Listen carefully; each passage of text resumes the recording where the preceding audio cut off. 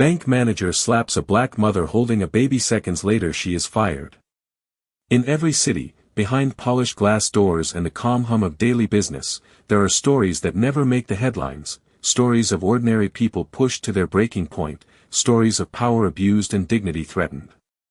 But sometimes, the world turns in ways no one expects.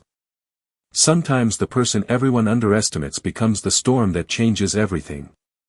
Today's story is one of those moments. This is the story of a hardworking black mother who walked into a bank one ordinary morning with her baby in her arms, carrying nothing but hope and a simple request. She didn't expect trouble, didn't seek confrontation, and had no idea her life was about to collide with the arrogance of someone who believed their position made them untouchable. But in a matter of seconds, a shocking incident would unfold. A slap witnessed by horrified customers and recorded by a hidden camera someone didn't know was rolling.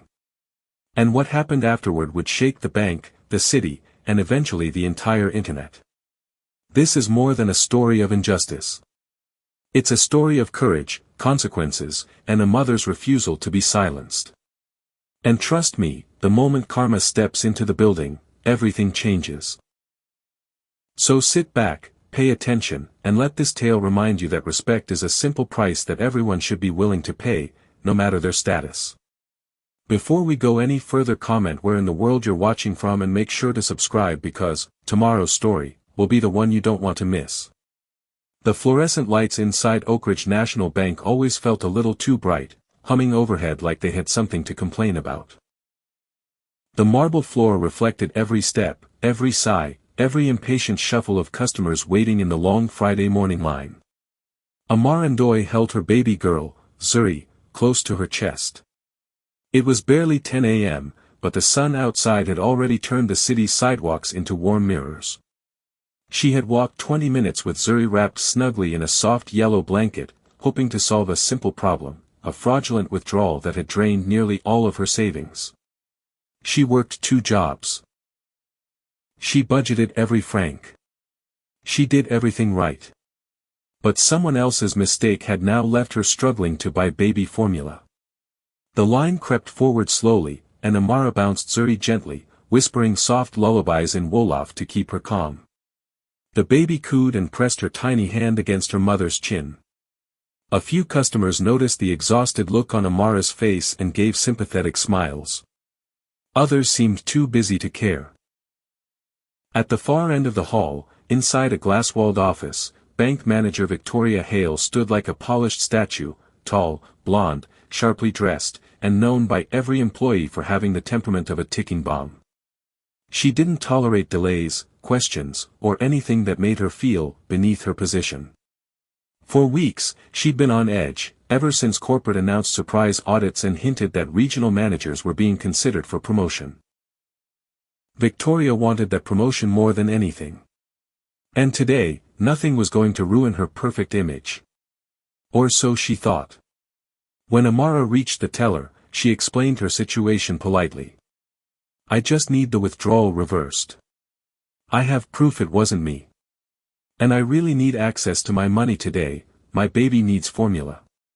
The teller, a young man named Henry, looked genuinely sympathetic.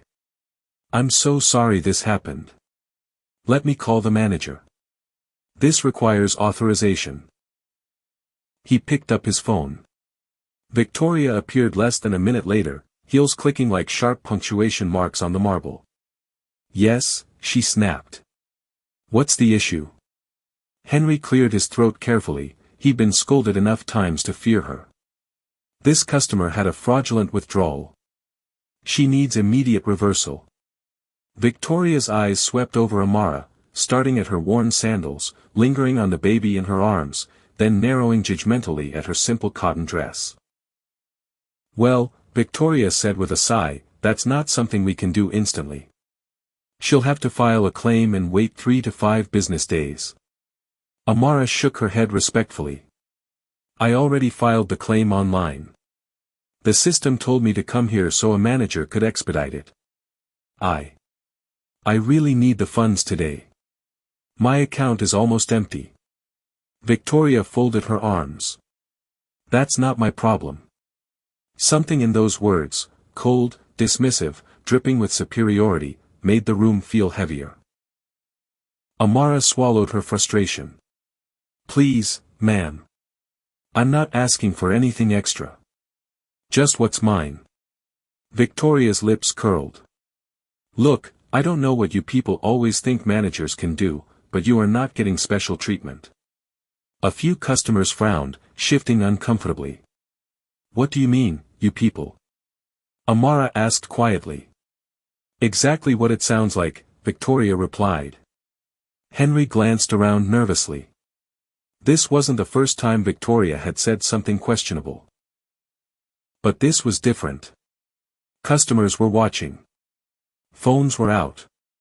Amara felt heat rising in her chest, but she stayed calm. "Ma'am, please just look at the paperwork. Just the paperwork.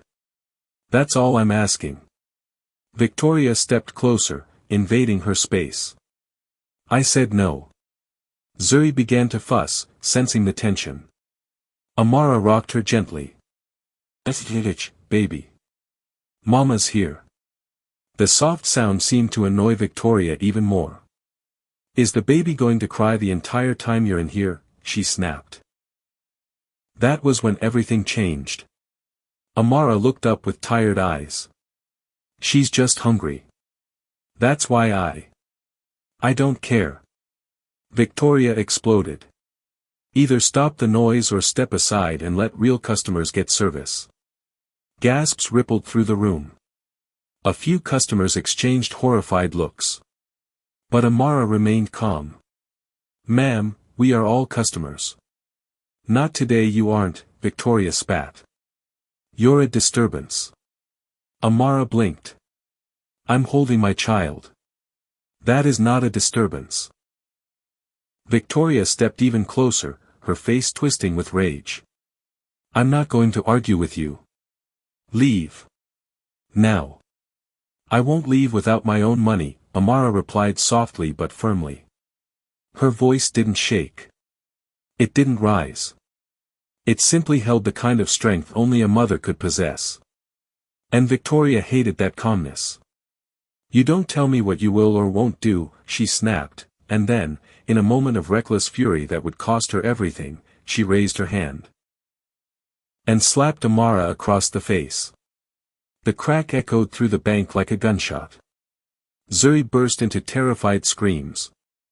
Amara staggered from the blow but tightened her arms protectively around her baby.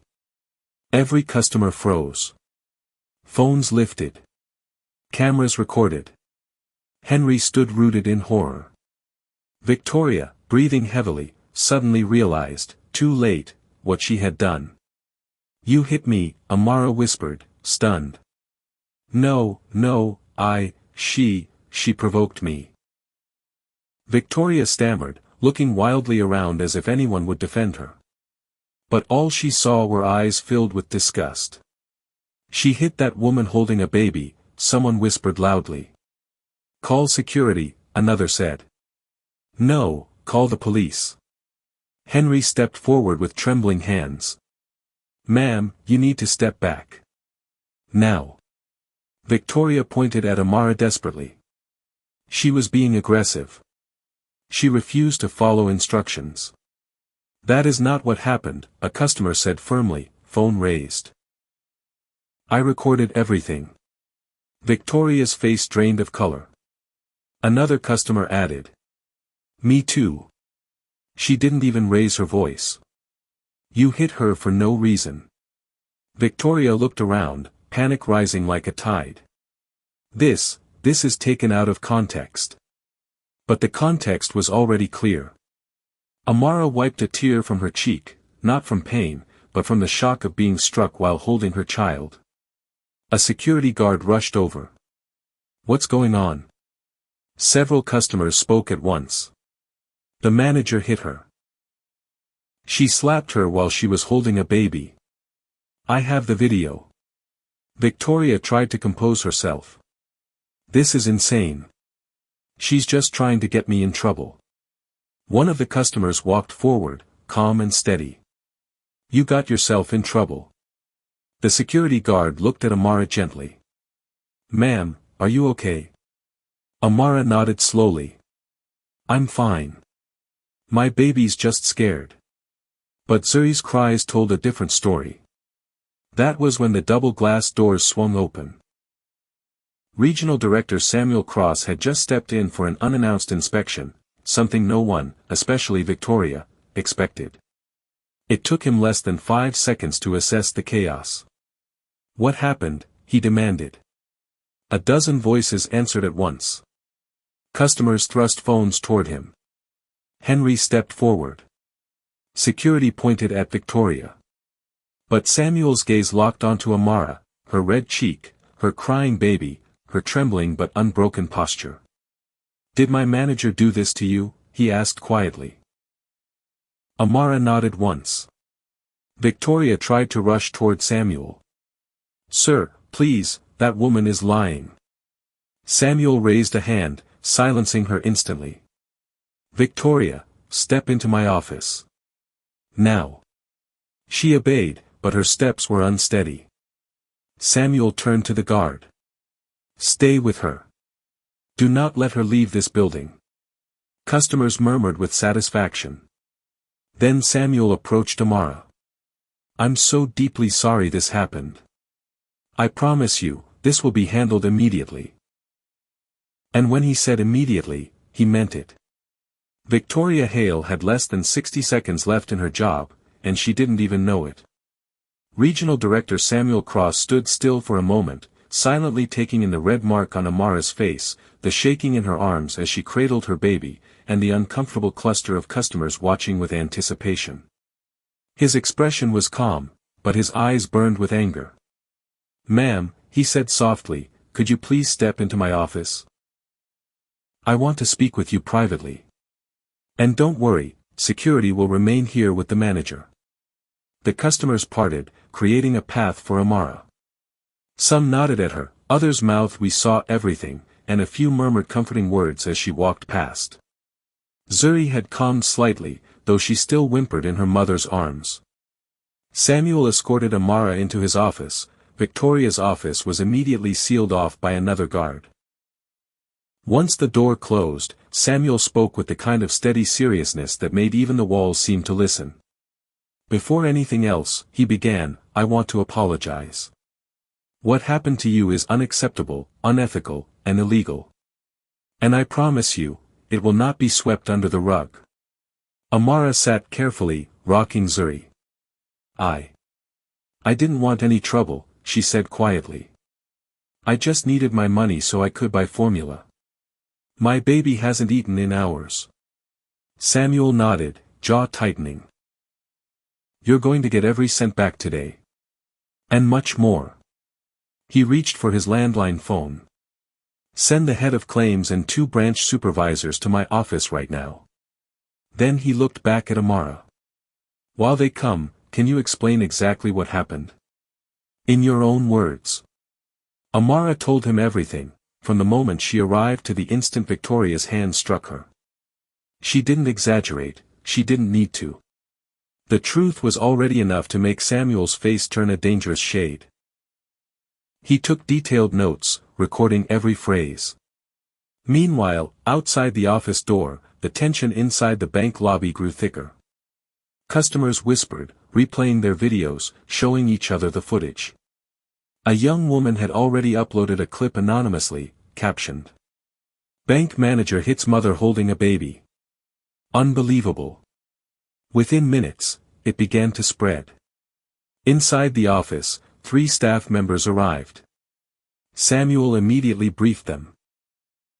This woman has been assaulted by your branch manager. She needs her funds restored immediately, a full investigation opened, and every second of witness testimony secured. One of the supervisors, an older woman with kind eyes, looked at Amara sympathetically. We're so sorry you went through this. We'll fix your account right now. But Samuel wasn't done. I want the reversal processed, plus an immediate temporary credit of 500,000 CFA for distress while corporate handles compensation. Amara froze. 500,000. Samuel nodded. Minimum. She blinked, overwhelmed. I I don't even know what to say." "You don't have to say anything," Samuel said. "We failed you." While the team worked on her account, Samuel stepped outside the office. The moment he appeared, all eyes snapped toward him. He approached the security guard standing beside Victoria. "Bring her," he ordered quietly. Victoria was escorted into a separate room down the hall. She still looked flustered, but now fear dominated her features. "Samuel, please, let me explain." He cut her off coldly. "There is nothing you can say that will justify assaulting a customer. Especially one holding an infant." "You're taking her side," she demanded. "I'm taking the truth's side," Samuel replied. "And the truth is all over half the phones in this lobby. Those videos don't show the whole story. They show exactly what matters," Samuel said. "You slapped her." Victoria paced, panic rising. "I've worked here 12 years. I've never had a complaint. You're not going to ruin my entire career over one misunderstanding." Samuel looked at her with an expression that almost resembled pity, almost. "You ruined your own career the moment your hand made contact with her face." And then he handed her a letter. Victoria's eyes widened as she scanned it. "No. No. You can't do this.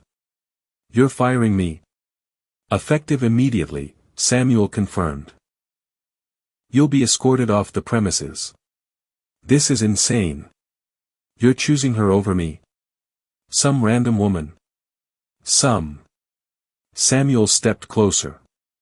"Finish that sentence," he warned. Victoria swallowed the rest of her words.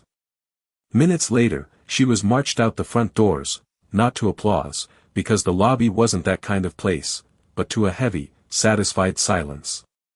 A few customers recorded her departure. One man muttered, "That's what you get." Back inside, Amara's account was fully restored. She stared at the updated balance on the printed slip, relief flooding her chest. "Thank you," she whispered. But the story was far from over. Samuel sat across from her again. "Ms. Ndoye, whatever happens next is up to you. The bank will launch a full internal investigation. Corporate will reach out with further compensation. You also have the right to file charges. And we will support that." Amara nodded slowly, tears gathering in the corners of her eyes. "All I wanted was to feed my baby." "And now you will," Samuel said warmly. "And more." Before she could respond, someone knocked on the door. It was Henry, the teller. "Sir, the video has gone viral. It's already at 50,000 views. News blogs are calling the branch, and people are gathering outside." Samuel sighed deeply. "I expected as much." Amara's heart skipped. "I didn't want this to happen to so many people." "No," Samuel said. "This happened because of one person." He stood and offered Amara his hand. "If you're comfortable, we'll escort you to your car through the staff exit. There's too much commotion at the front." She nodded, grateful. Security cleared the hallway. The staff exit opened to a quieter alley where Amara could breathe again. Samuel walked her to a taxi and held the door. "I'll personally see to it that you're kept informed," he assured her. "And if you need anything, anything at all, call me." "Thank you," she said again. He smiled. "Take care of that beautiful baby." As the taxi drove off, Samuel watched thoughtfully.